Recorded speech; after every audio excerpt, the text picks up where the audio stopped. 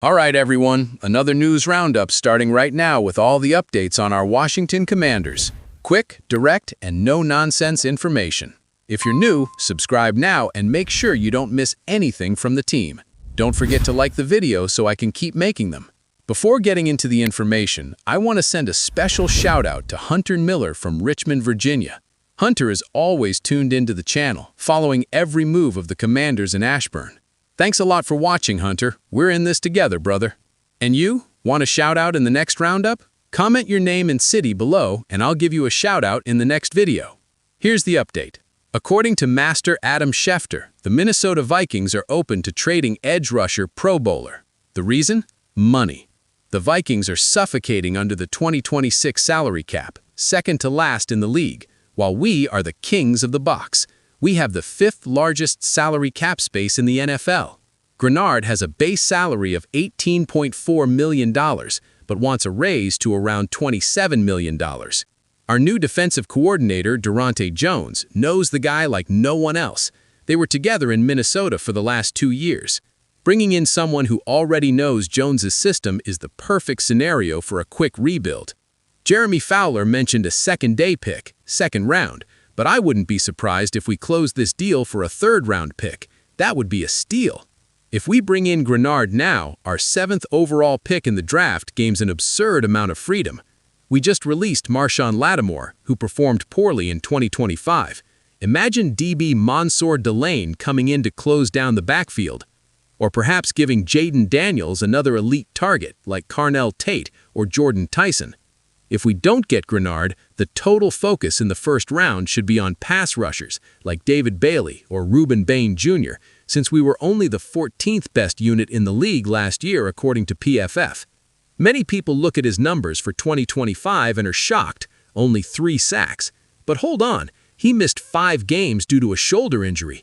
Even so, he was 17th in the NFL in hurries and 31st in total pressures. Vikings fans called him the king of the almost sack.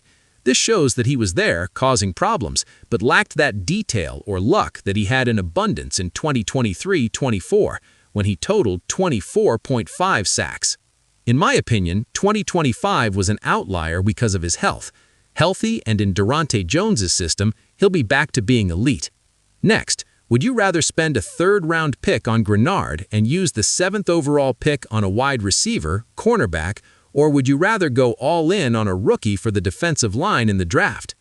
Dude, your opinion is what matters. Type it below in the comments section.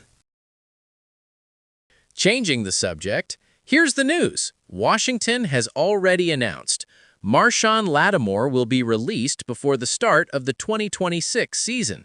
With this move, the team eliminates his full $18.5 million salary without any additional dead cap costs.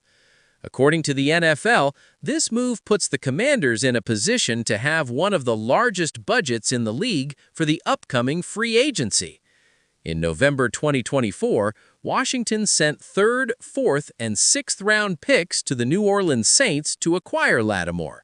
At the time, we were 7-2, and the focus was on strengthening the secondary for the playoffs. Unfortunately, the return didn't materialize. He played only 11 regular season games and 3 playoff games in 2 years. An ACL injury in 2025 was the final blow to his time in D.C. In Pro Football Focus, PFF, his 2025 rating was around 50, almost the lowest among cornerbacks in the league. Opposing quarterbacks had a 90 rating when throwing in his direction. The defensive pillar we envisioned never materialized.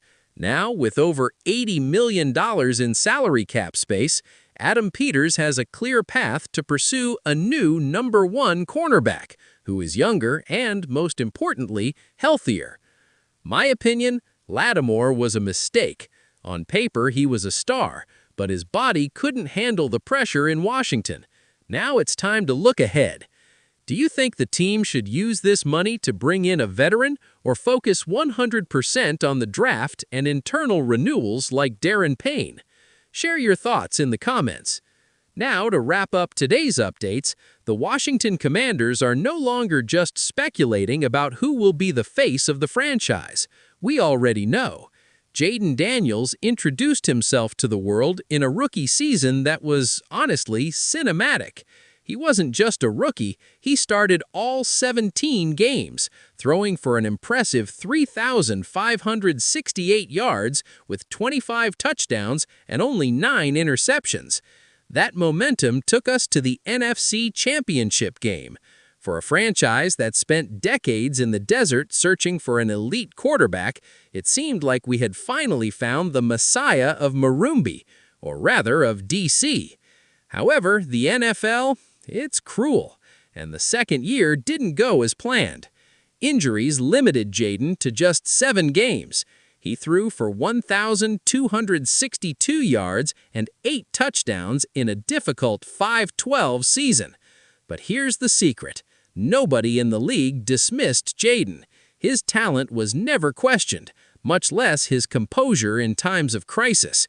This resilience caught the attention of one of the greatest defensive players in history, 2-time Super Bowl champion Von Miller. In a recent appearance on The Rich Eisen Show, Miller made comparisons that stopped the sports world. First, he compared Jayden to Josh Allen of the Buffalo Bills. According to Miller, Jayden has that rare ability to unite the locker room. He's not the guy who talks the most, but he has this way of letting his guard down and making you feel part of something bigger. But the comparison that really resonated was with NBA legend Kobe Bryant. Miller highlighted Jayden's audacity. Sometimes you watch some quarterbacks and they seem scared on the field. That never happened with Jayden. He's a warrior. He has the qualities of the late Kobe Bryant. For those who don't know, Kobe's Mamba mentality wasn't just a marketing slogan. It was a life principle. Discipline, absolute focus, and total indifference to external pressure. That's exactly what we see in Jayden. When the offensive line fails, and we know that happened a lot, or when the game gets tight in the fourth quarter, Jayden doesn't change. His body language remains impassive. He doesn't panic. He processes the game like a 10-year veteran. That's a rare trait. Many QBs have strong arms or quick legs, but few have Jayden's mental software. If he stays healthy in 2026 and continues to evolve what he showed in that epic first year, the Commanders won't just have a reliable starter, we'll have the kind of leader capable of redefining what it means to root for Washington. Do you feel that same energy in Jayden? He really is our Kobe Bryant of the lawns? I want to know your opinion here in the comments. Write your opinion about this below this video. Next, Commanders, thank you for watching. Did you like the video? Leave a like, subscribe to the channel. It's very important that we're in this together. Thank you for everything, and let's go Commanders!